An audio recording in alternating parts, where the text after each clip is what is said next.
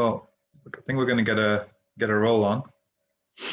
So let's get cracking. So James, you want to go first? Introduce yourself to our audience. Yeah, absolutely. So hello, everybody. My name's James, and I'm a senior admissions consultant. So it's my job to have conversations with students and parents just to find out a little bit more about your application, about you, and see whether kind of support is something that we would be able to offer you. Thanks, James. Hi, everyone. My name is Rohan. So I'm the managing director. So I went to Cambridge and studied medicine there. So they always managed to rope me in for the medical webinar. So today we're going to be talking about if you want to be a doctor, and hopefully that's the webinar that you were expecting today. And if not, then next week we're talking about choosing colleges. So I might see you there for next week. But today you get the joy of having me and James take you through the journey of what it's like to be a doctor, right from the moment you put your application in all the way through to the tests and interviews. So James, what are your thoughts on, I mean, we're going to talk about quite a few things today, but it kind of touches on why medicine, what does it actually take, and how can we help? Because I mean, we speak to hundreds and thousands of applicants every year, and then of those we only work with a select few. So you've got a pretty good understanding of what works and what doesn't, I suppose, by now. Yeah, no, absolutely.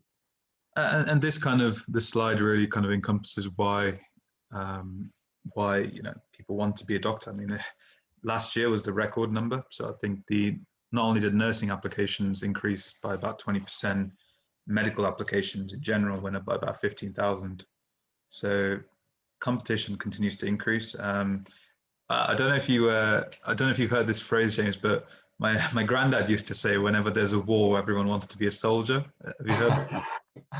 I haven't heard of that, but yeah, quite apt. My modification to that is whenever there's a pandemic, everyone wants to be a doctor or a nurse. So, and I think that's definitely fueled by all those personal statements that are mentioning people who have been suffered, want to cure. So medicine is a big vocational thing. People don't go into it for they don't go into it for money. They don't go into it for prestige. They go into it to help people. So it's a vocational career. So what does it actually take to be a doctor? So what we're going to do is James is going to talk through this pie chart that we've kind of developed over the few years, and then we're going to go through the individual components and how and why they matter. So James, I'll leave it to you for this one. Yeah, definitely. So I think this is really interesting, and it's something that maybe a lot of students don't realize. When you're applying to study medicine, it's obviously not just your academics that are being taken into account. So as a rule of thumb for the different universities and how they weight the different parts of your application, 30% is based on your academics. So for most people, GCSEs and predicted A-levels. Another 30% is the admissions test. So depending on your university, that will be the UCAT or the BMAT. Another 30% is your interview. And then the final 10% is sort of everything else. So that's your personal statement, to somewhat of a lesser degree, academic references as well within that. And what we find is it's sort of a self-fulfilling prophecy. All of the students who are applying to medicine have very strong academics. So it's not really what differentiates successful from unsuccessful candidates. Academics obviously are very, very important, but really doing very well in your admissions test and interview, they're so, so important. And the universities implemented the admissions test for that very reason, to more effectively differentiate between all of those very bright students. So yeah, this is the sort of overall weightings of the different parts of your application. Yeah, absolutely. And I think you've touched on a really good point there, James, which is that last year there were about 30,000 applications to medical school. There's only about 8,000 places. It's slightly more now, but that's still only 4 in 1 that actually have a chance of getting in. So these are competitive tests. So essentially, we see so many students who are kind of straight A stars or 8s and 9s at GCSE, and they really struggle with the admissions test because they've just assumed it'll be like their school maths test or chemistry test out of 10, and sometimes they get shocked. So it's it's important to encourage your kids and yourself to really take these seriously, because often people think that just because they play grade 8 piano or they're a county cricket player, and they've got decent GCSEs, that'll be sufficient to see them through. But often it's not. The other thing, I guess, James, that's missing from this pie chart, which is kind of an intangible, is the work experience element. I mean, do you mind just telling the audience a little bit about that? Yeah, definitely. So, I mean, the universities want to see that you're engaged and passionate about medicine, and that you've put a significant effort into preparing. So work experience is important. I think this year the universities are going to be fairly sympathetic towards work experience. Yeah. Obviously, with the pandemic, it's not been possible for a lot of students to do real world experience. But there's definitely an expectation for students to be doing virtual work experience. And I think there's quite a lot of good virtual work experience out there as well. Yeah, absolutely. And I think, if you go to the UniAdmissions website, there are lots and lots of free work experience courses which students can and should sign up to. So just because you've not been able to get into a hospital or a GP, please don't feel like you're going to be disadvantaged. As James said, the medical schools do look favorably upon effort. And I think that's really what they want to see, is how hard you've tried. They don't. I remember helping this one family in Cyprus last year, James, and they just had such terrible advice from their college counselor. So they'd been told that in their personal statement, they need to talk about how many of their family are doctors, because other medical schools in the UK want to see that you come from a medical background. And I said, actually, I wouldn't say it's quite the opposite, but it's nothing to do with your familial background. It's really how dedicated and how intelligent you are, really. But hopefully that kind of give people a little bit of better understanding. The important thing before we kind of go on is to mention that we work with about 500 students every year, and we do get a significant majority of them into medical school. So we get about 80% into medical school, and if some of them are concerned about Oxford and Cambridge, then we get about 2/3 of our medics into Oxford. So we know what we're doing, but we do expect a significant commitment from our students, because that's what it takes to succeed at the highest level. So James, I wanted to talk us through a little bit. I mean, we've talked a little bit about the fact they need very good GCSEs. What does a good GCSE actually mean? Sure. So, I mean, we're depending on the medical school you're applying to. I mean, we're looking really, I mean, in terms of Oxford and Cambridge, we're looking at sort of 9 9s, 9 8s or 9s for your GCSEs. Yeah.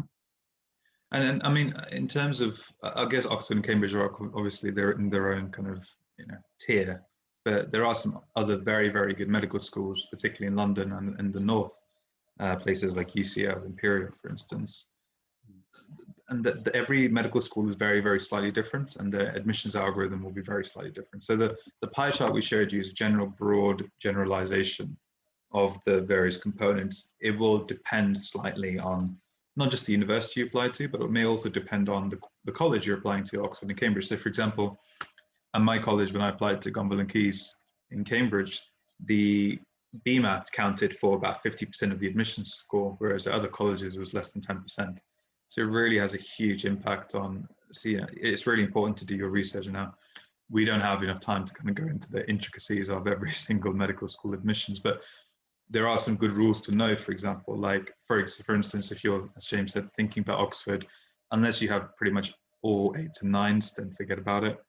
If you're applying to Birmingham and you don't have solid 8s and 9s, then again, it's not worth applying in our experience. And just remember, sometimes we'll make some advice. We'll make some recommendations and suggest some advice, and that will seem contradictory to what the websites say on universities. That's not us being out of date. It's one of those that sometimes what the universities say on their websites isn't actually in line with what happens in reality. So James, I had this one student last year. He'd got pretty much, so Cambridge are essentially very vague and broad about this, quite unhelpfully. They say you need at least a C in GCSE maths, English and science, and at least one other language. Now he had 7s and 8s, but quite a few 5s and 6s, and we recommended he didn't apply. And his logic was that, look, I've got the GCSEs according to the Cambridge website. So then I had to pull out this big long spreadsheet which showed the average applicant grades for medics. And then actually that was a big eye opener. So please do due diligence. It's not just, it's in the university's interest, remember, to get as many applicants as possible. It makes their numbers look much better and it gives them a bigger pool. So don't believe everything you read. So hopefully that kind of gives some clarity in GCSEs. I know people will have lots more questions about their specific scenarios, so please do just fire them in. James, just tell us a little bit about we put 3 STEM A levels for most medical schools. I mean, what does STEM actually mean for the purpose of this? Yeah, so I mean, certainly you're going to have to do chemistry as one of your A-level choices. And then the universities are looking for, another science or maths as part of that as well. So I think the average profile of a medical applicant would be three sciences with maybe a maths as a third. Yeah, and I guess sometimes people come to us and they've only got chemistry and they think, actually, can I still apply to medical school? The answer is generally yes, you can. You only need chemistry. If you don't have chemistry, it's a no-go. We can't work with you. If you don't have chemistry, if you have chemistry but you don't have biology and maths, it makes it harder for you, but by no means impossible. And actually, when I went to med school, we had people who had only done chemistry and physics. So you may think biology is more essential, but actually it wasn't. But as James said, the 3 A levels is an absolute minimum. Now, James, it says 3+ there, and this question always comes up, so we may as well kind of preempt it. But lots of people say, well, can I do 4, 5, 6 A levels? And does that make me look better in the eyes of medical school? What do you advise students? So I think that's a really interesting question. And I think this comes down very much to time management. Ultimately, if you have one student who gets sort of 2 A stars and an A, and another student who gets 2 A stars, an A and a B, whilst that second student might have more A levels, the first student would be a better candidate in the eyes of the universities.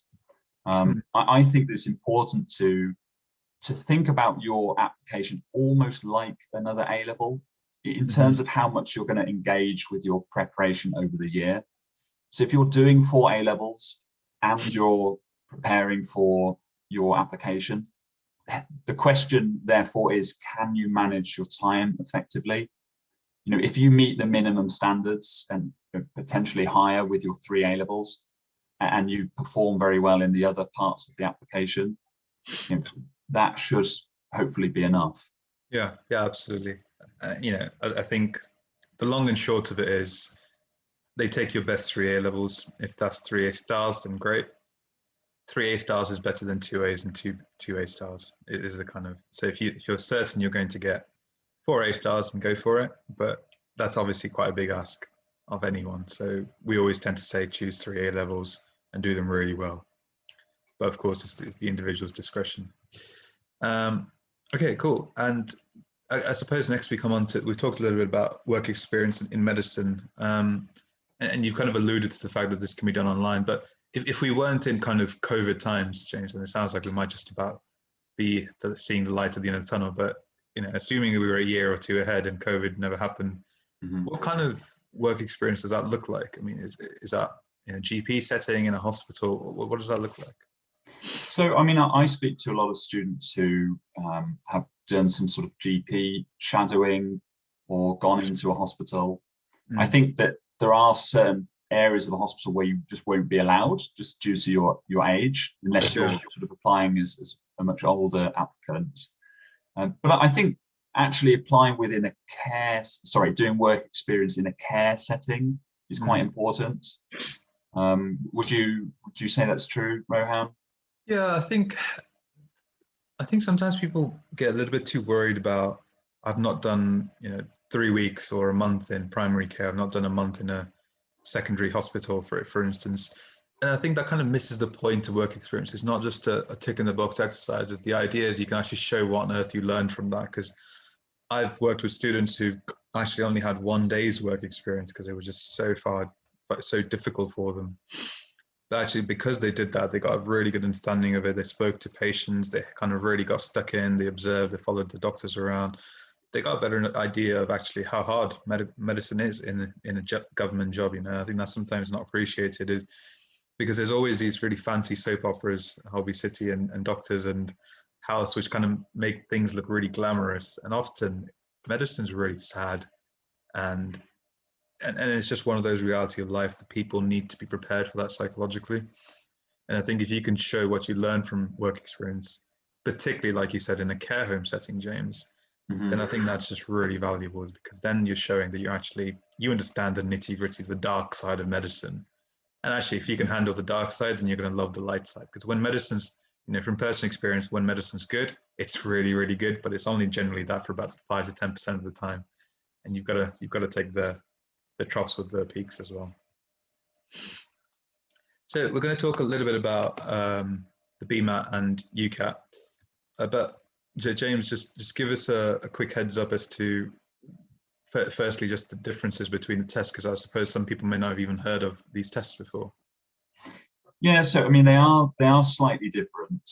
I think the BMAT is slightly more based on your science and maths, whereas the UCAT's a lot more sort of skill based, and there's a lot of interesting sections of the UCAT that students often get a little bit confused about how they might prepare for.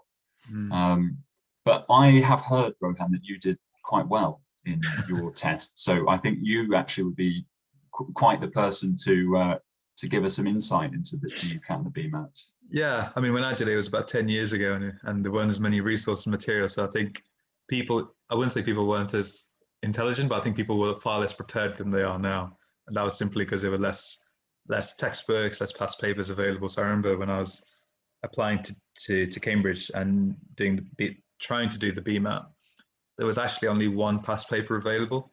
And I made the mistake of just doing that very early on.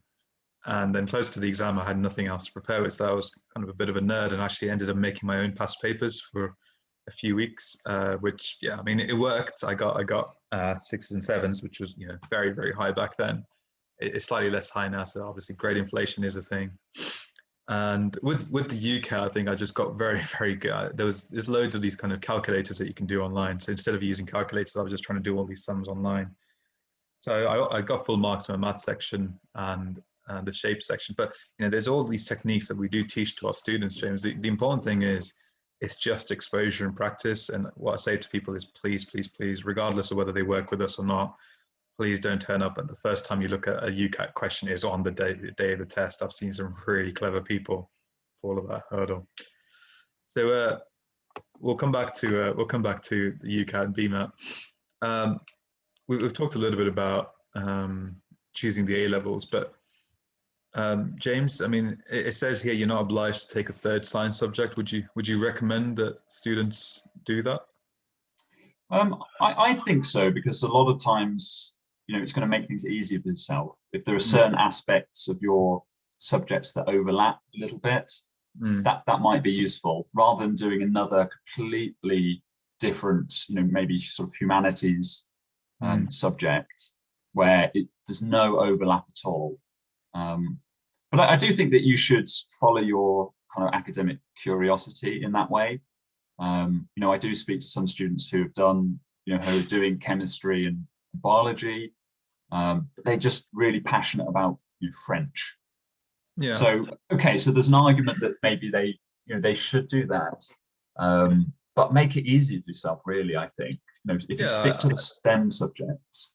Yeah, and I think, sometimes people forget, especially as parents, when we're trying to guide our kids because we want their lives to be as easy as possible whilst as productive and happy as possible, right? And sometimes we forget, and I was guilty of this, is I really wanted to do history and geography at A level, and along with the 3 sciences, and my parents were very firm that actually that would create an enormous amount of work. So what I mean by that is, let's say you're going to be you have to take chemistry. Most people will also take biology. So that leaves you with 1 or 2 A levels that most people will then take.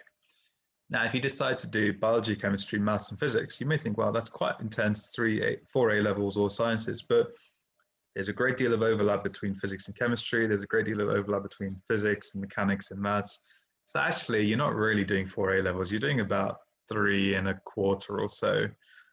And that can actually be quite helpful, because if you don't understand something in chemistry, then you can actually have it reinforced in physics. You don't understand something in mechanics, it can be reinforced in other places. Whereas if you do biology, chemistry, history, and art, that's a huge skill set that you're having to learn and develop. So our recommendation is generally to stay narrow rather than broad at A level. But of course, it depends on the student, as James said. Please do keep your questions coming in. We will go through them right towards the end, and hopefully we'll answer them throughout. So James, going on to work experience, we've again talked a little bit about this, but what options are there available for people who can't, hospitals aren't very keen on having students right now, very understandably. GPs aren't very keen. And it's probably quite dry because all they'll just see is people getting jabs in the shoulder. So what should prospective medics do in this scenario? Yeah, so I mean, certainly there are the virtual work experience options. Mm-hmm. I think if the opportunity arises, as guidance changes, I think just trying to get into a care setting. If you can get into a care home, for example, I've heard some students will go into sort of a school for students with learning difficulties, something like that. A way for you to kind of explore that caring side of things and show the university that you understand what it's like to sort of be able to do that, really. Yeah, absolutely. I think the other thing is you've already pointed out, is you don't need to be in a hospital to get valuable work experience. You can just learn from it. So there's the Medical Schools Council has released some really good high quality work experience videos, for instance, which I would recommend anyone watch who's applying to medicine, not just anyone. But that's obviously a good resource, and again, links to that can be found on our website. Okay, so James, we're going to talk a little bit about what it actually takes and how to actually get there. So just talk us through the BMAT to start with, because I suppose this one's as you said, the slightly harder one, in the sense it tests a greater variety of skills. Sure. Yeah, so I mean, the BMAT has 3 sections. The second section is the sort of science and maths section. And I think that a lot of students find that quite difficult. And section 3 is more of an essay. So again, a lot of students kind of find that quite difficult as well, especially in preparation, because it's quite hard to get feedback on how well you're performing in an essay, isn't it? Whereas if you're doing multiple choice questions, there's a yes or no answer. Yeah, and I think different universities use the essay in different ways. So Oxford will weight the 3 sections very differently. So section 1 and 2 are 40% each, and section 3 is 20%. So they obviously don't care as much about the essay as other universities. In Cambridge, some colleges will look at the essay in depth. Other colleges will just completely ignore it. So at my college, one of the professors, or the late Roger Carpenter, he was actually so Roger Carpenter, I don't know if you know this, James. He was my neurophysiology supervisor. So he taught me neurology. And he's actually the guy who, incredibly clever chap, probably the cleverest chap I'll ever meet. And he's the one who actually came up with the BMAT. It was his kind of brainchild. It's actually, it makes complete sense. But in his interview with a few candidates and one of my friends, he said, "Well, I think you missed the point of this essay, my boy." Very, very Cambridge, but really, really intelligent guy. But again, it highlights how different universities, and sometimes even different interviews, will use the essay differently. And again, that's why it's so important to have a better understanding of how exactly that will be used. Normally, there's 2 sittings. There's one in September, there's one in November. But this year, there's only one. I suppose that's the admissions testing service trying to simplify things operationally. And I don't know if you heard about the fiasco of the BMAT entrance papers last year, James, but they were done online, which caused no end of issues. Well, I'm sure you have, because you've had probably a few students kind of very upset. Yes. Yeah, Absolutely. Yeah, we've had a couple of sort of not so positive feedback on the BMAT last year. Yeah, so we were actually in the national press because we did a lot of research into this, and I think we showed about 1 in 4 were significantly affected. So God knows how they actually interpreted and used that data. But Anyway, we're hoping it will all be done written. I think all the students that I've spoken to are hoping it will be a written paper this year, just to make things fair. It's about 50-50 right now, I think. They'll probably won't release the exact specifications for a while now. So onto the UCAT. So James, what do you? Oh. How would you kind of talk people through this test? Because it's a very similar types of questions, but very different formats and very different layout and things. Yeah, so I think what you said earlier is so key. It's really about exposure, you know, because a lot of these, I mean, they sound quite interesting, don't they? These different sections, but I think actually, if you engage with them, you know, there's actually something that you can prepare for. Equally, what feedback I get a lot from students is that time management is one of the most sort of difficult parts of the UCAT. Kind of managing all of those different sections. Would you say that was true, Rohan? Yeah, absolutely. You know what? If you kind of go through, for those of you who read some of our books, at the back of each of those books, there's always says something like, if you had 100%, if you had 3 hours to do the UCAT, or if you had 4 hours to do the BMAT, you'd get 100%, and it's true. The thing that makes these tests difficult is just the time pressure. You know, otherwise, it's just a slightly harder A-level, slightly harder GCSE paper.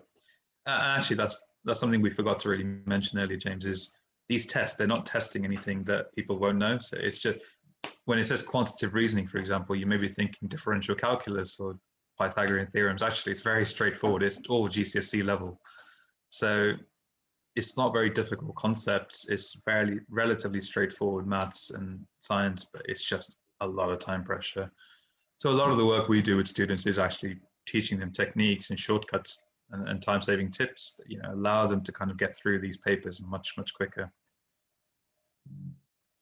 So James, when it says 2 hours written test, I mean, that's not quite accurate, is it? It's not really a written test. So, Rohan, maybe you can go into a little bit more detail about the UCAT. You are the UCAT expert. Yeah, sure. So I guess the main thing here to pick up on is it's computer-based. So, and because of that, there is no deadline to take it. So you can take it essentially pretty much from any time from July all the way until the end of September. And it's taken online. You can do it well, last year they allowed people to do it from home. They've still not released details on whether they will do the same this year or not. It seemed to work reasonably well.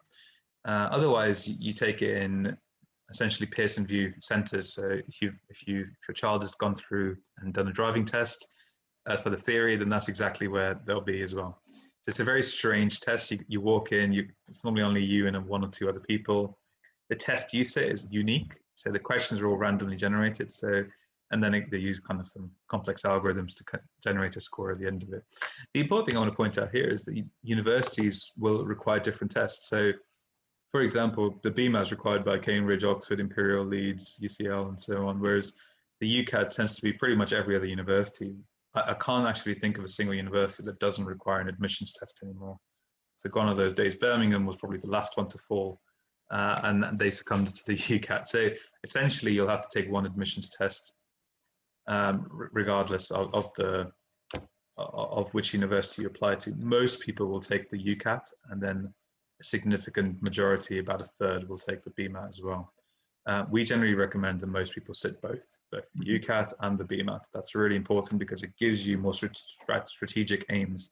So you can pick exactly which universities to apply to, for example. If you do really badly in the UCAT, then we focus your kind of efforts towards the BMAT universities. If you do really well in the UCAT, then we know that we've got a safe option, then you can again pick a BMAT university as well.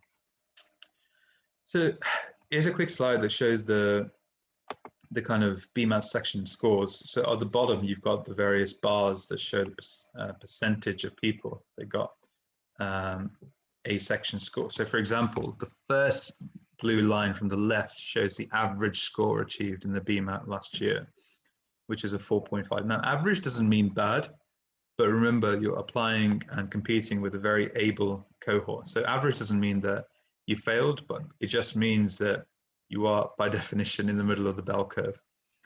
Now, what that means is generally you have to be in the top 20 to 30% to start having a chance at getting a place or an interview. So we tend to say the top 20% is safe.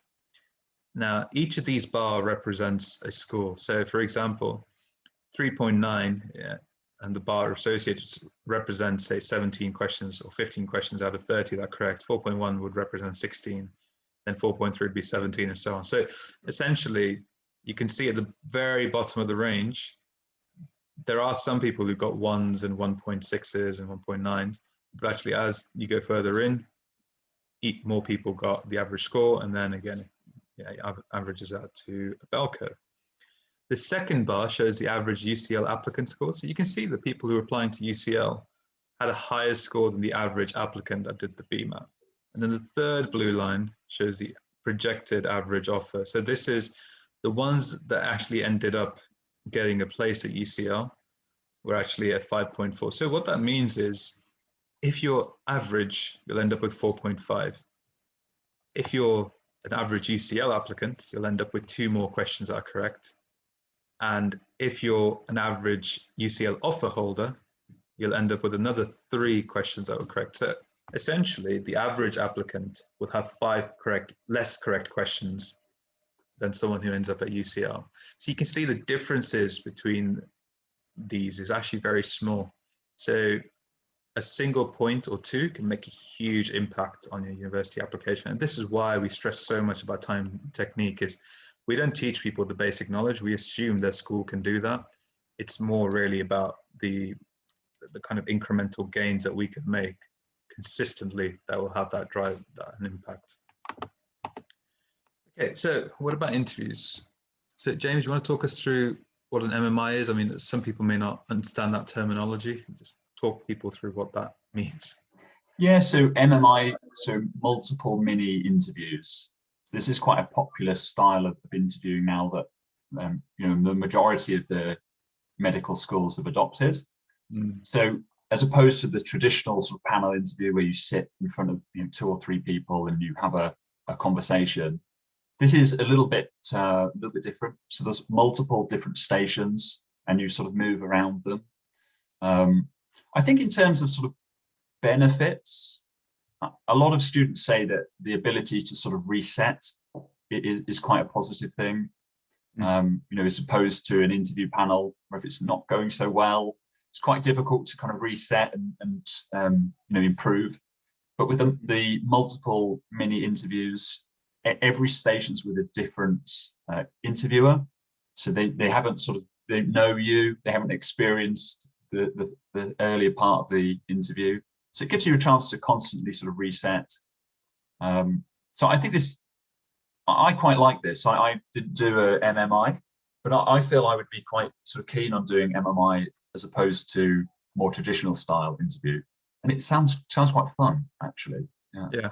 Well, yeah, absolutely. I suppose the other thing to say is you don't have to do an MMI with an interviewer. So some stations will have no interviews. It'll just be, for example, a data analysis section that you've just got to do, and then there'll be a little box where you can put your response into. So the first piece of advice I give to students is don't be surprised if you turn up and there's no one there to examine you or interview you. That's intended. Some people are kind of caught off guard by that. Interviews are really, really important, and medical school interviews in particular, in my view, are something that you pass. Like there are essentially another entrance test, and like any test, they can be prepared for. If you don't prepare or you think you can wing it, then you don't get the place, and then you deserve not to get the place, is my viewpoint on it. So please, please, please, again, don't wing the UCAD, don't wing the BMAT, but definitely don't wing the interview. It just does not work, regardless of how charming and professional and interesting you think you are. Unless you've got experience writing essays verbally, and most people don't at the age of 17, you're going to struggle. So really take the time to practice, regardless of whether you do with us or someone else, or just with your parents. It's really important you actually go and do the work in advance. So here's we copied some questions in to kind of demonstrate how easy it is to trip up on some of these things. In medical interviews, you have to remember ask all these questions constantly. So sometimes they do get bored, and as a result, they try and throw in some of these nasty traps. So some of these are just very knowledge-based, how technological advances change medical practice. That may not be something that your child or you have come across, in which case there needs to be a little bit of rationale and thought behind the answer. So this is one of those where you ask for 10 seconds, 20 seconds to think about it and then go in. What you can't say is things like x-rays. X-rays are really good because actually x-rays are a very long time ago. So the interview panel may be expecting something much more recent. That's a relatively difficult one, but actually this is a really common example. So you're a junior doctor on colorectal surgery, your consultant in charge turns up on Monday morning smelling of alcohol strongly. What do you do? And James, you won't believe the number of times I've asked this question in mock interviews, and the students come back to me and said, well, no, I'd report them to the GMC and I'd tell their supervisor and I'd tell them to go home. And you're like, oh, that may be appropriate, but just find out the facts first. And actually loads of people fall into that trap. There's lots of reasons why someone could smell of alcohol. One of them is they've drank alcohol, but the second is they've had a patient vomit on them who's alcoholic, or they've used a lot of hand sanitizer, or they've just got a really bad perfume. There could be a whole host of reasons, and I think it's one of those really easy steps to fall into. The other one that people tend to forget about is, do you think nurses are important? And I've had some horrific responses to this. The correct answer isn't yes, because then they fall into the trap of, okay, why don't you want to be a nurse then? And then they get really stuck. So a lot of interviews, as you can see, is if you try to wing the answers to these, you will get caught out. And they are designed, interviews are a test, and you need to prepare for them. Okay, so based on all of that, James, what can we actually do? I mean, we've talked a lot about how difficult it is to get into medicine, but it's very possible, obviously. But where do we fit into the kind of picture? I mean, we've got these 4 little quirky icons here. So I'll let you talk through each component of it. So starting with the tuition aspect. Yeah, so I mean, our programs have different components. One of those is one-to-one tuition. I think that the benefits of one-to-one tuition are quite clear, really, because it's somebody working on your application, your individual strengths and weaknesses. I think that's quite key. I say to a lot of students, it's quite easy to go from 50 to 55% in a test, but to go from 80 to 85%, I think that requires the bump of working with an experienced tutor. Being able to identify your strengths and weaknesses, a particular section of the BMAT or the UCAT that you're struggling with, and then having the input be for that kind of area of weakness. I think that's really, really key. So one-to-one tuition is really important. Certainly the tutors that we work with are very, very qualified to help give that sort of test input, as well as helping you with your personal statement and your interview preparation as well. Yeah, absolutely. And I think the other thing people tend to forget is the law of diminishing averages. I mean, you essentially said it, that it's quite easy to go from 50 to 55, but going from 80 to 85 requires you to do something special and very different. And that's really what a tutor will do. Typically, I suppose most of our tutors are pretty much all Oxford and Cambridge medics, but we have worked with UCL, King's, Imperial, and so on. I mean, we do have tutors from all medical schools, so it's not just Oxford and Cambridge that we specialize in, but the key thing here is that individual attention is really, really important. James, often we'll get people calling us and saying that, can we just have a few hours of one-to-one teaching? I mean, what do you say to that, apart from no? I just think it's not very logical. I think, ultimately, to make these incremental improvements, it does take time. It's not something that you can just have an hour of and sort of leave with a 20% better test score. It requires consistency, and actually that's the advice sort of beyond one-to-one tuition. The advice that I would give to any applicant is that really the path to success is to start as early as possible, to work consistently, but to work kind of effectively as well, prepare in a focused manner, which a lot of students don't do. A lot of students do leave it till the summer. They do cram or attempt to cram. Yeah. It just doesn't work. So yeah. Yeah, absolutely. Again, the other thing to really mention, and you're being quite polite about it, is when people call us and ask, can we just do this? And the answer is always no. We're not a tutoring company. I'm very explicit about this. Is if you are looking for just a cheap tutor, then it's better just to go to a tutoring company that specializes in that. We're essentially a prep school for people who are really looking to devote and be consistent about the medical school application. There's a reason we get so many of our students in. So James, just talk us through what this little document is here. Yes, absolutely. So, I mean, after every session with the tutor will write a feedback report. So the idea being that it keeps you engaged and keeps you on track, understanding, what you've been working on, what you're doing well, what your action points are. And I think that's really, really good. I mean, you can, if you work with us on a program, you have a historic record of these. So you've got a really clear sense of where you started, what you've been doing, how you've been improving, but equally importantly, what you still need to do. So this is for the student, but also for family as well. I think it's important that family are engaged in this process as well, and want to keep everybody informed. Yeah, and it gives everyone clarity as to what exactly is being covered. And in fact, we record our tutoring sessions as well, so if the student does get stuck, then they can just go back into previous thing. So I suppose we've covered one of the four things. The important thing is all of these components do interact with each other. So when people come to us and they expect just tutoring, they're often surprised to know that actually tutoring is only about a quarter of the picture, and that the other stuff is actually equally as important. And that often comes as a shock to them. But James, just talk people through the resource and what that actually means and why that's important. Yeah, absolutely. So, I mean, in terms of kind of resources and materials, we're talking about question banks so that you can actually practice UCAT and BMAT questions. So we have hard copy textbooks. Rohan, I think you've had a hand in writing a few quite successful textbooks. Not just a hand. I think I lost several summers to writing one of the textbooks, but it was worth it. Perfect. So yeah, I mean, so as part of sort of a program with us, we do provide students with the hard copy textbooks, but actually we have an online portal which I think really is the hub of the program. So there's a significant amount of resources to help you prepare for the UCAT and the BMAT. Just to give you some sort of context to that. So I mean, we have 26 past papers for the BMATs that you'd be working through. Literally thousands of questions for the UCAT and the BMAT.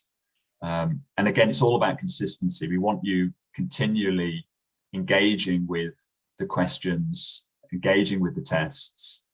So the portal allows you to work through the academies, so looking at the tests, breaking them down little bits, understanding what the different sections of the test require in terms of knowledge and skill. So I think we've got the little graphic on the screen. So we've got a sort of learn, revise, simulate approach. So you're looking through your maths, your sciences, you're revising with questions, and then you're actually doing mock testing in a sort of timed fashion. So it's quite a structured approach to preparing.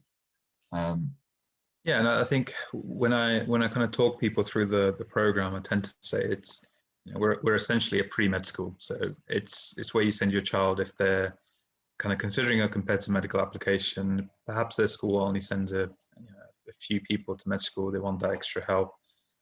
And essentially what we do is we provide a structured curriculum for people to be able to see what exactly needs to be done and what and when, and more importantly. And this portal allows us to kind of do that. Okay, and then I go into probably my favorite part of the programs, which are the seminars. So James, I'm sure you're dying to tell people about these. Yeah, so every week we have a seminar. It's essentially a university style lecture. So we've got a small group of students who are applying to medicine and the tutor. And every week we're looking at a different sort of key topic within medicine. So one week we might be looking at the philosophy of medical ethics. Another week we might be looking at penicillin. I believe recently they were looking at LGBTQT in healthcare. So sort of current affairs type topics.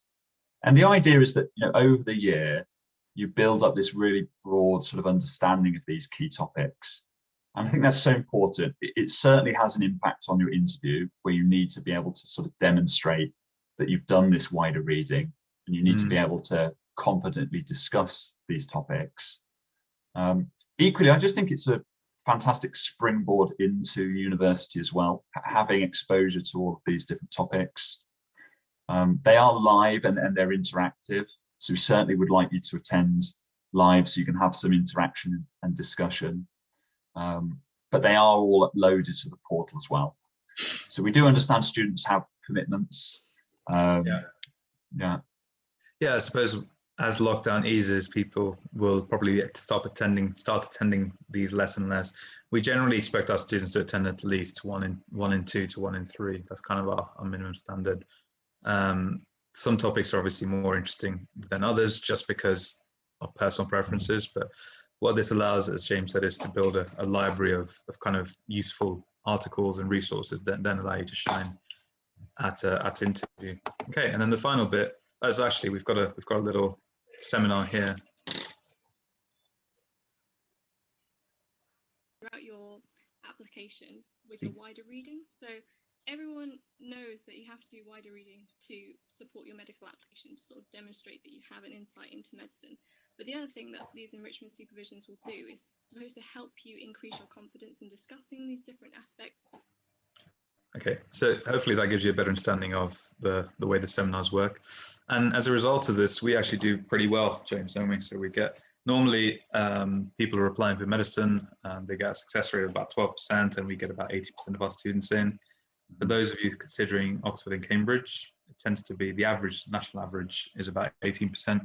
This graphic is just a few months out of date. So 2 years ago, our success rate was 63. It's dropped down ever so slightly to 60% last year. So I think it's hovering about 58 to 60%, depending on the stats you use. But essentially, that's still significantly above, given the fact that it was much, much harder to get in last year. So what we do does work, but it does require significant time and commitment from the students. You know, this is why we need people to really buy into everything. So even if you look at the top schools in the country for Oxford, Cambridge, and medical schools, so this is actually taken from the University Oxford database. They show that actually, if you look at the Oxford rates, even big institutions like Eton and Harrow and Winchester, they do like 30%. So Eton's 32%, Hills Road, which sends a lot of students to Oxford, just 18%, Westminster 50%. So that was a big cohort for them. But actually, they're all significantly lower than what we managed to achieve. And we do that because all we focus on is medical admissions and Oxbridge admissions. If you imagine sending your child to a piano school, they would be very, very good at piano by the end of it. And that's exactly what you're doing if you kind of enroll with us. So James, just tell people about the ideal student, because wouldn't say we're quite snobbish. We're probably quite very picky with who we accept, I suppose. Yeah, I think it's true. You know, we are quite selective. Ultimately, you know, when we enroll a student, our kind of investment in you is helping you to get an offer. So we wouldn't look to enroll somebody who isn't a credible candidate. But the reality is there is a baseline that you need to meet in terms of your academics. But in terms of an actual student, an ideal student, I think a lot of it is down to attitude. How motivated are you to study medicine?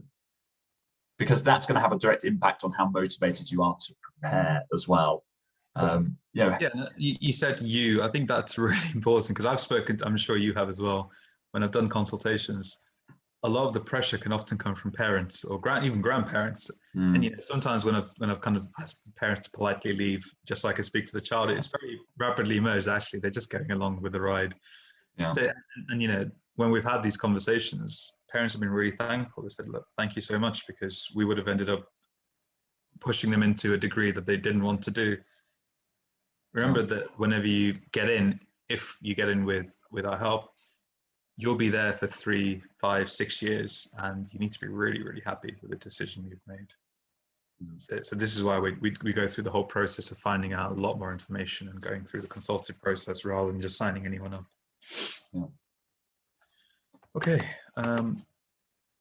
So James, I'm sure you're aware, but we've got the student honor code as well, and I think it's exactly the same as a school. Is we encourage and empower our students to take responsibility for their own learning. So the honor code essentially is a piece of document that they sign when they enroll onto us. It ensures that they make the most of their resources. It also allows our tutors to have a bit more freedom and flexibility, so they're not worrying about paperwork and emails, they're not chasing students. So there are things in there like, I will attend all my sessions that are scheduled to happen. If I'm not able to, I will let my tutor know within 48 hours. I will make sure I'll do my homework in advance of the session. Really basic things that you'd expect. But essentially what we find is we get a lot more buy-in from the student once they've kind of gone through that process. So it allows us to kind of have clarity on both sides of things. And as I've said, what we do does work. There's hundreds of reviews about us on Trustpilot, even more across other platforms. So please do check them out. Normally when Will's here, we normally make a joke about how everyone mentions Matt and me and other members of the team. Poor Will normally gets left out, but I'm just wondering one day he'll find someone and beg them to leave a review about him. Has someone left a review about you yet, James? There must have been someone. I eagerly refresh Trustpilot regularly to see my name on there, but alas, not yet. It's only a matter of time, though. Yeah, I'm sure you've got some consoles booked this afternoon who might oblige. Okay, and James, just talk to people about the cooling off period, or as I call it, the kind of the trial period. Yeah, so I mean, it's really important for me that when a student is on a program, it's the right fit for them. So when a student enrolls, or when you enroll, the idea is that you have an initial period to make sure that it is a good fit. It's an opportunity for us to make sure that this is right for you. And I don't mean that disingenuously, but we want to make sure that you are putting in the effort as well. But equally, it's an opportunity for the student and the family to make sure that this is right for them. I think that sort of cooling off period allows you to get a really, really good sense of the program. You can have 2 sessions with a tutor. You have the access to the portal and all of the sort of materials that come with that. You can come along to a few seminars. It gives you a really, really good sense of things. Yeah, absolutely. And I think the major thing you kind of touched upon is it's just a two-way trial. So it's sometimes we've had students where we found out that one of them last year, they actually lied to us on the onboarding form. They said they had chemistry. Well, I wouldn't say lied, but they just kind of didn't quite realize the importance of chemistry and thought they could pick it up. So we had to turn them down. So we have to protect our success rates. One of the ways we do this is we are fairly picky with the students we work with, but actually once we've onboarded them, we make sure that they commit to whatever they've signed up to as well. And because of that, we get such amazing results. But we also ask for a big commitment, both time-wise and financially. And it's important that our parents, our students have the flexibility to withdraw if they don't think there's 100% what they wanted. So it works both ways, and this is why we see some really good results. And James, just tell people a little bit about the foundation. I know you're not hugely involved in it, but something close to all of our hearts. Yeah, so I mean, absolutely. So we want also this kind of program to be available for people who simply just wouldn't have the means to do it otherwise. So we do support students on the foundation. So there are sort of certain criteria. The student, for example, is on free school meals or some kind of bursary, or from a very kind of low socio-economic background. We still want to have the opportunity to support you as well. So we do have the foundation. So certainly something we would be keen to talk to you about as well, if that sort of fits with you. And often we get lots of questions about pricing and things, and towards the end of these kind of sessions, or even on the phone. The important thing is, please don't let money be a barrier. We have 250 students that we want to help this year. I don't think we've even reached half of that. I think we're close to reaching half of that 250 so far, but that's still a huge number of students. And we've got funds dedicated to doing this. So we want to give things away for free, but you please reach out to us as a result. If you're eligible, you'll definitely get a place. But all we ask for is academic achievement and some proof of income, just so we can verify and make sure that you're eligible. And ultimately our aim, so we helped just under 100 students last year. Our aim for next year is a very bold one, which is to help to get a one-to-one target. So if every paid student that comes on board, we help another completely for free. So that's our way of kind of giving back and making sure that we help with social mobility at the same time. So please do encourage, don't let money be a barrier to speaking to us. And this is a cheeky plug that I'm doing, so you'll have to bear with me on this one, James. But in seriousness, if you are interested in finding out a little bit more about Oxford and Cambridge and medical school in general, then my co-host Will and I host a podcast called the Two Blues podcast. So Will's from the dark side in Oxford, so hence the darker blue. And essentially, we talk about things from a very wide variety of topics. We've covered animal research, we've covered vaccinations, we've covered how to choose a college, we've talked about campus versus non-campus universities, and the topics will continue getting more increasingly sparse. I think Will really is quite keen on doing a zombie episode one week, so I look forward to that one. But please do join us. It's available on Spotify, Apple, and Google Podcasts completely for free. I'd encourage everyone to get a download. So that kind of brings us over to the end of the prescriptive section, where we're talking about the programs and the medical school application process. If you'd like to speak to one of us, then there are still a few slots available. To do that, you just have to go to the UniAdmissions website, so that's uniadmissions.co.uk, and then click on the bottom left banner, which will allow you to book your consultation with me or James. James, it sounds like you're going to be quite busy already, so I look forward to it. Yeah, I don't know how many slots you'll have left, but this is so hopefully you're seeing the graphic, which kind of gives you a quick demonstration of how to do this. And whilst we're doing that, I'm going to start pinging up the questions. I'm sure people will have lots more questions, so please do just bring them up and we'll go through them. So let's have a look. So James, Jay asks, is it fine if I have like 1 7 and a 6 in my GCSE, but the others are 9? What do you think? So I think it depends what the 6 and 7 are in. And the reality is that, for Oxford and Cambridge, it's not going to be impossible, but it's going to be virtually impossible with that grade profile. Would you agree, Rohan? Yeah, I think Cambridge is a lot more forgiving of poorer GCSEs than Oxford. I think Oxford, I would agree with you absolutely, James. It's a no-go. Other medical schools, it's possible, definitely. And we've helped students, and in fairness, we've helped students with mostly 7s get into Oxford. It was very hard for them. They had to basically be in the top 5% of the BMAT. And unfortunately, we've had students who also didn't get in to Oxford with straight 9. So there's huge differences. And again, this isn't us trying to escape your question, dodge the bullet, but every time we get asked a specific question, we normally need to ask 4 or 5 additional questions. Like in this case, it would be, which universities are you considering? Are you considering medicine? In which case, is it undergraduate or postgraduate? Which tests are you taking? What other A levels are you taking? So that allows us to build a holistic profile of the applicant up.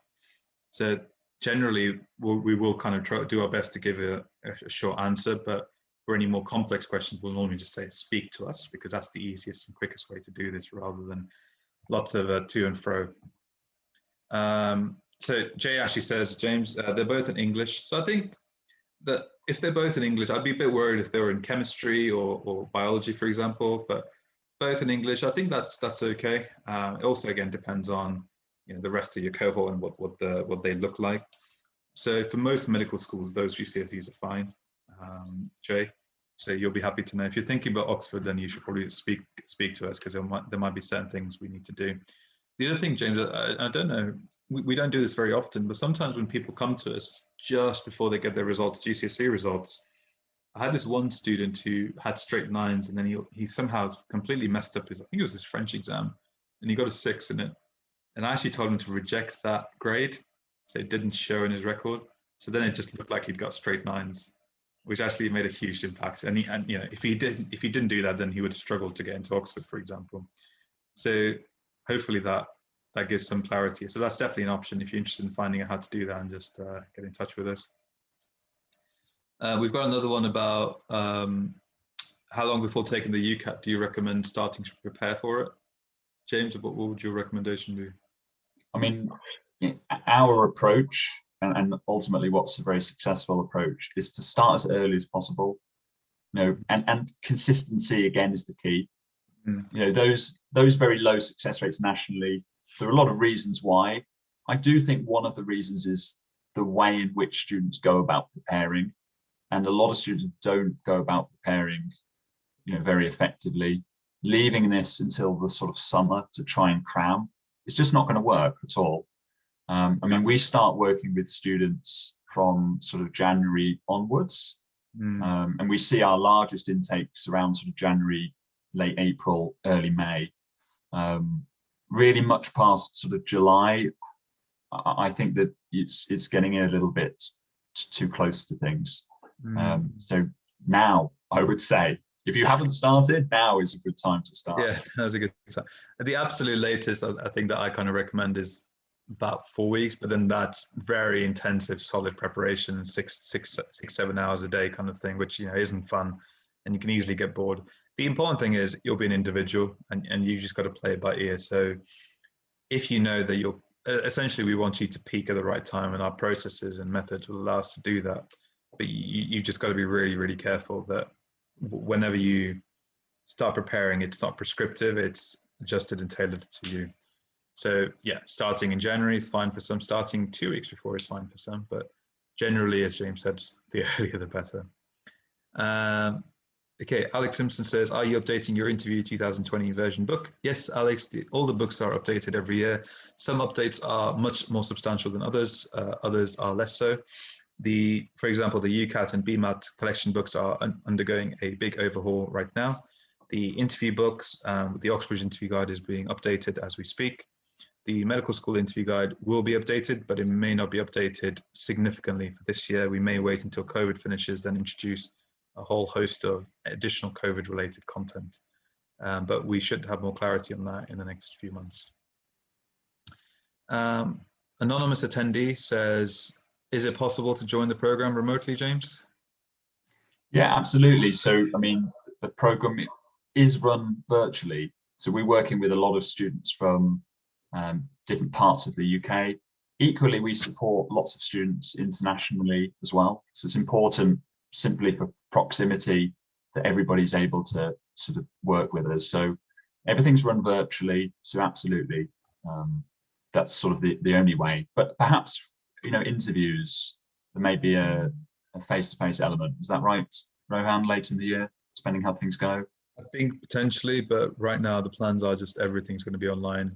So I think we're planning on just doing everything online like 2020. If certain medical schools start to reopen interviews, for example, in person, then that may change. But right now everything is online. Okay, right. Anonymous attendee asks, how do you find out individual college preferences? So I assume you're referring to the algorithms that are being used across Oxford and Cambridge for each admissions process. Unfortunately, we only have anecdotal evidence to go by because these are not publicly disclosed. We've done our best to kind of gather that information into a doc, but as you'll appreciate, these college algorithms change depending on the admissions tutor. They change every few years. So it's very difficult to give a solid answer to this. And the best thing to do is to speak to individual students or to our tutors on things like open days. Sometimes in open days, they will give more information away, but very rarely will they give the exact algorithm. In fact, my old admissions tutor, Dr. Sale, he actually used to say there is no way he would release that because it would cause a firestorm in the media, in the national press. James, we've got Amy asking, I do chemistry, biology, and psychology from the A-levels. Will this disadvantage me? Well, you do chemistry, so that's obviously something that is an absolute requirement. I think again, it's a kind of a holistic approach. If you perform extremely well in your admissions test, then no, it won't disadvantage you. But ultimately, it's looking at the application as a whole. Making sure that you're the strongest candidate you can be in every part of the application. But you've got chemistry and you've got another science, so you kind of meet the minimum requirements, certainly. Yeah. Would you add anything, Rohan? No, absolutely. I think just be careful with some medical schools because they tend to treat psychology as a light A-level and may not count it. But I think most places are accepting of psychology and sociology as hard A-levels. But the other two are absolutely, as James said, fine. Alex Simpson's got a complex set of questions on Oxford GCSEs, and Oxford GCSEs for medicine always cause controversy, particularly with what's happening right now with the school assessed grades. Essentially, Oxford will say that the number of GCSEs is important, and it is, but the data that they released last year, which we're privy to, essentially shows this percentage of GCSEs that are 8s or 9s that are more predictive of whether they will shortlist an individual rather than the absolute number. So as long as your child is getting the majority, well, essentially all of them are 8s and 9s, you're fine. Even 1 7 or below can have disastrous consequences, as we saw. So we generally don't tend to encourage anyone to apply to Oxford unless they've got straight 8s and 9s. If your school doesn't offer 10 or more GCSEs, then that shouldn't disadvantage you based on the data that we saw. Again, SAGs, they'll have to be taken contextually. We anticipate things to get harder. So the other thing we've not really talked about is GCSEs grades will see massive inflation this year because they won't be standardized. As a result of that, people will end up with higher grades. And as a result of that, Oxford, Cambridge, other competitive medical schools, they will introduce either additional tests or processes, or the test will be that much higher. So the UCAT and BMAT become even more important. And this is why these admissions tests are used, because they level the playing field. So people often ask us, why do I have to go through so much effort? It's actually so the universities can get more information about you. Otherwise, they would just be flying blind. James, we've got questions on, do we offer any courses for graduate entry medics? Yeah, so I mean, we do support graduate entry medics. We work with less students, but we certainly have been successful working with graduate entry applications. Okay. The application itself follows a similar pattern, similar format. So you're still doing the same sort of parts of the application. You may have a different admissions test, perhaps, but yeah, absolutely we can. Really, have a chat with us and let's find out a little bit more about you, and see whether it's something we can help you with. Yeah, and Eliza asks, will there be courses, or do you provide courses for dentists as well, dentistry applicants? Absolutely, yeah. In fact, I enrolled a dentist or budding dentist yesterday, so absolutely we do, yeah. Now, a couple of operational questions, James. So got a couple of people, anonymous attendees, saying, how much is your program and how do we get onto it? How do we sign up? Sure. So absolutely the first thing to do is to have a chat with myself or one of the other admissions consultants. As I say, we are quite selective. So it's really important for me and my colleagues to get a really good understanding of you as an applicant and your application. And we therefore make a recommendation to you based on what our experience tells us you will need. So in terms of the investment of program, it's entirely dependent on you as an applicant. So really have a chat with us. Let's explore it a little bit more, and then we can make a recommendation that's going to give you the strongest chance. Yeah, absolutely. I mean, the price is somewhere between zero, because it could be free if you're a foundation, to a few £1,000s. It really depends on exactly your scenarios and what you're looking to achieve. So, okay, and then we've got one final question on, I'm planning to do both BMAT and UCAT, but actually I'm aiming for principally BMAT universities. What would be your suggestion in terms of the revision schedule? Should I start revising for the UCAT first or the BMAT first? Thank you. Sure. Are you directing that one to me? Right. I can take this one, James. So, sure. I think, yeah, you're going to be doing the UCAT before. Realistically, we tell our students to do the UCAT essentially in August. So that gives you a few months to start really getting into gear and preparing. And then the BMAT will typically take place at the end of October, early November. So generally, we recommend start doing the UCAT, take the UCAT, wrap that up, and then move on to BMAT.